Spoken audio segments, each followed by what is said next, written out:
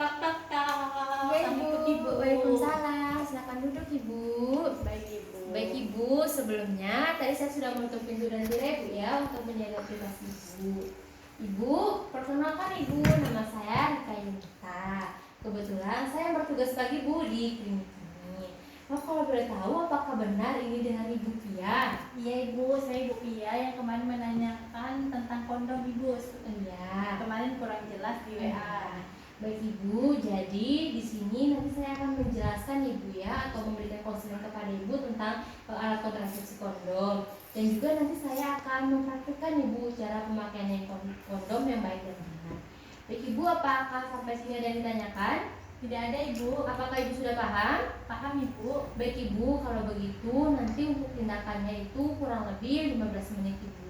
Apakah Ibu setuju? Setuju Ibu. Baik, karena Ibu setuju dan tidak ada yang ditanyakan, bisa kita mulai Ibu ya. Baik Ibu. Baik, di sini saya sudah menyediakan leaflet Ibu untuk medianya. Jadi sampai saya jelaskan, Ibu bisa melihatnya di sini juga Ibu ya. Ya, baik Ibu. Baik Ibu, sebelum kita mulai, apakah Ibu itu sebelumnya tahu nggak kondom itu seperti apa? Setahu saya kondom itu ya alat untuk berhubungan itu Ibu. Oh iya benar, alat untuk berhubungan Iya. ya. Baik Ibu, jadi pengertian dari kondom itu yaitu alat kontrasepsi kondom ini merupakan selubung atau sarung karet yang dapat terbuat dari berbagai bahan Ibu, diantaranya itu dari plastik, dari karet, kemudian dari bahan alami, yaitu dari produk hewani. Kemudian yang dipasang pada penis saat berhubungan seksual Ibu ya. Iya Ibu. Baik. Kemudian untuk efektivitas dari kondom ini, efektivitas bila dipakai dengan baik dan benar. Kondom dapat dipakai bersamaan dengan kontrasepsi lain untuk mencegah IMS. Pada umumnya, standar ketebalan adalah 0,02 mm Ibu ya. Baik, kemudian untuk cara kerja kondom ini, yang pertama itu kondom ini menghalangi terjadinya pertemuan sperma dengan sel telur Ibu ya. Baik, kemudian selanjutnya mencegah penularan mikroorganisme atau IMS termasuk HIV dan AIDS dari satu pasangan kepada pasangan yang lain, khususnya itu kondom yang terbuat dari latex dan vinil atau dari plastik dan dari karet Ibu ya. Baik, kemudian manfaat dari kontrasepsi kondom ini yang pertama yaitu untuk kontrasepsinya efektif bila digunakan dengan benar. Jadi ini sangat efektif Ibu ya kalau digunakan dengan benar. Kemudian tidak mengganggu produksi ASI, kemudian tidak mengganggu kesehatan klien. Yang selanjutnya tidak mempunyai pengaruh sistematik dan tidak mempunyai yang selanjutnya mudah dan dapat dibeli secara umum.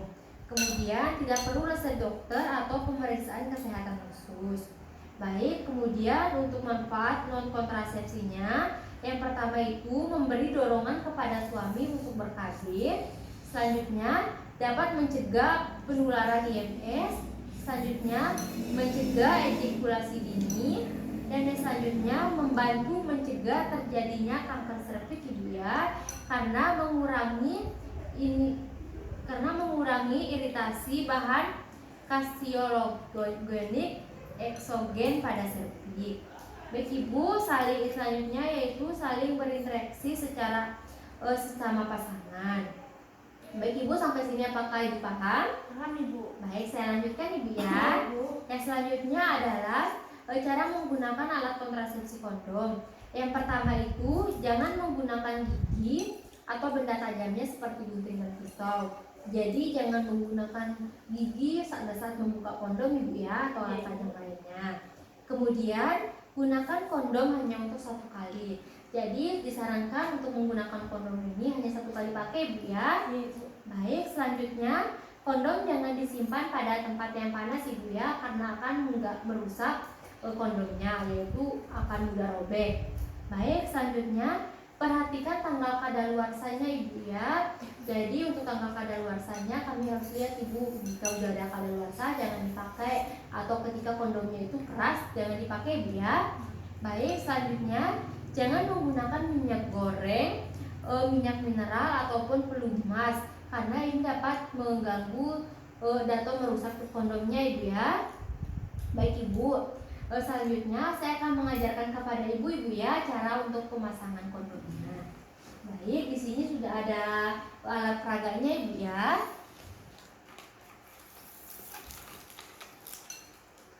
Mohon maaf ibu dipegang terlebih dahulu ya.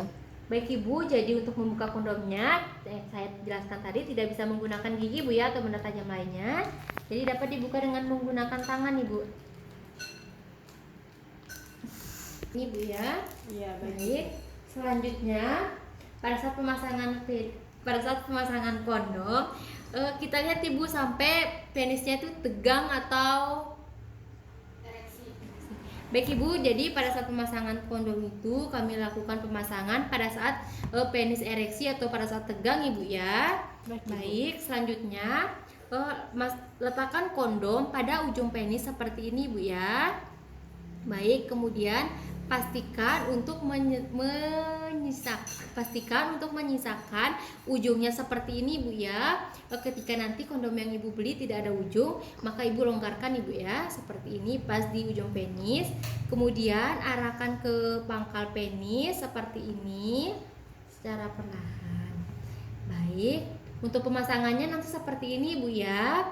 Kemudian nanti ketika penisnya sudah melembek, segera keluarkan ibu ya dengan cara memegang pangkal penisnya ibu. Jangan sampai penisnya masih melembeknya di dalam ibu ya, takutnya nanti terjadi atau cairannya nanti keluar, spermanya nanti keluar dan akan menimbulkan terjadinya kehamilan.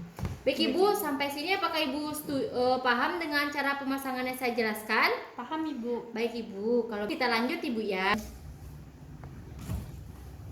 Baik ibu, jadi untuk pemasangannya tadi seperti itu ibu ya. Baik, selanjutnya tadi kan sudah saya jelaskan manfaat dari kontrasepsi kondom ini. Kemudian di sini saya juga akan menjelaskan keterbatasan ibu dari kontrasepsi kondom ini. Yang pertama itu untuk efektivitasnya ini tuh tidak sangat rendah.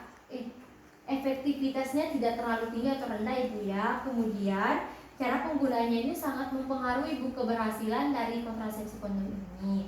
Kemudian agak mengganggu hubungan seksual ibu karena mengurangi penyatuan, jadi mengurangi sentuhan langsung ibu ya.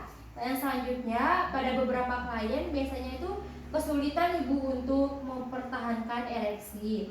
Selanjutnya harus selalu tersedia setiap saat ibu. Jadi kalau kita memilih alat kontrasepsi kondom ini harus kita sediakan ibu ya di rumah, karena kami kan tidak tahu ibu kapan kita mau melakukan hubungan. Baik, yang selanjutnya yaitu beberapa klien itu malu ibu untuk membeli alat kontrasepsi ibu. Dan yang selanjutnya untuk pembuangan kondom bekas ini mungkin menimbulkan masalah ibu ya pada limbah. Baik ibu, sampai sini apa kalian ditanyakan? Kayaknya tidak ada ibu. Baik, semuanya sudah jelas ibu ya.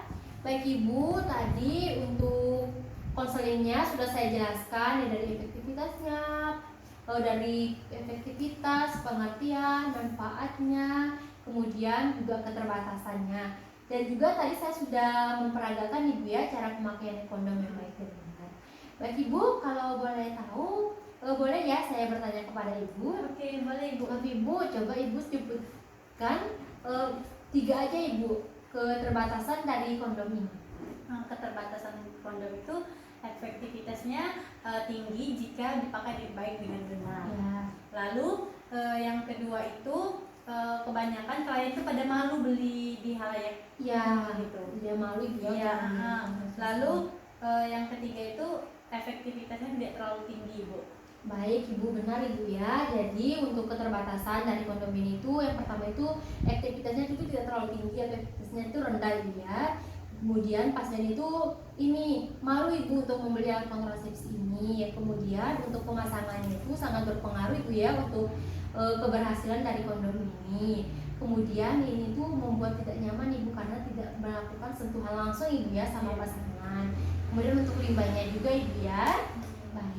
Baik ibu, jadi kesimpulan dari yang saya jelaskan tadi, ibu itu ketika melakukan menggunakan alat kontrasepsi kondom ini, yang perlu diperhatikan itu cara pemakaiannya Ibu ya. Karena ketika cara pemakaiannya salah, maka untuk mencegah kehamilannya itu tuh 90% tidak berhasil Ibu ya. Karena dari kontrasepsi kondom ini tuh yang paling pertama itu cara pemakaiannya.